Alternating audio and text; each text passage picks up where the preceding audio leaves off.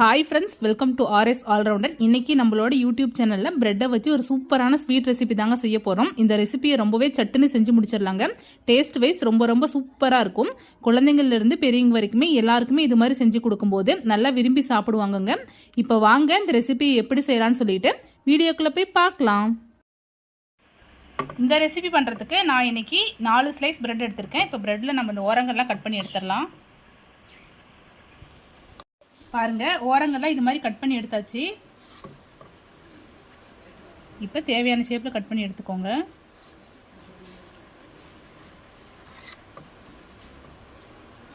நான் இது மாதிரி கட் பண்ணிக்கிட்டேன்.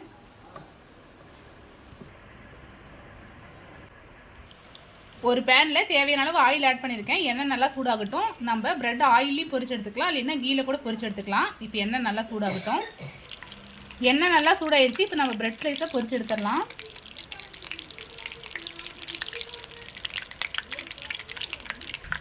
அடுப்பு மீடியம் ஃப்ளேமில் வச்சுக்கிட்டு 2 சைடும் கோல்டன் ப்ரௌனாக செவந்து வர வரைக்கும் நல்லா பொரிச்சு எடுத்துக்கோங்க.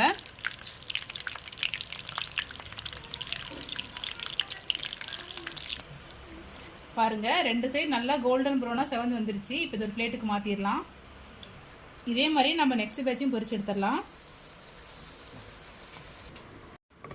பாருங்க, எல்லா பிரெட் ஸ்லைஸையும் சூப்பராக கோல்டன் ப்ரௌனாக பொரிச்சு எடுத்தாச்சு. இப்போ ஒரு பக்கம் இருக்கட்டும்.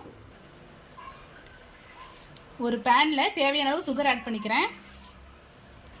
இப்போ இது கூடவே கொஞ்சமாக தண்ணி ஆட் பண்ணிக்கிறேன். சர்க்கரை நல்லா கரைஞ்சி வரட்டும். இப்போ இது கூடவே 2 ஏலக்காய் ஆட் பண்ணிக்கிறேன். இதுக்கு பாகுபாடு எதுவுமே தேவையில்லை, சர்க்கரை நல்லா கரைஞ்சி வந்தால் போதும். பாருங்க, சுகர் நல்லா கரைஞ்சிருச்சு. இப்போ ஸ்டவ் ஆஃப் பண்ணிடலாம். ஸ்டவ் ஆஃப் பண்ணிவிட்டு நம்ம பொரிச்சு வச்சுருக்கிற பிரெட் ஸ்லைஸ் இதில் ஆட் பண்ணிடலாம்.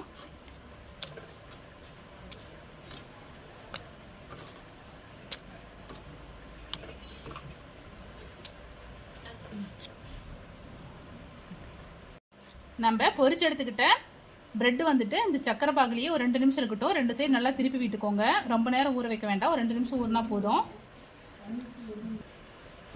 ஒரு 2 நிமிஷம் நல்லா ஊறிடுச்சு. இப்போ ஒரு பிளேட்டுக்கு மாற்றிடலாம்.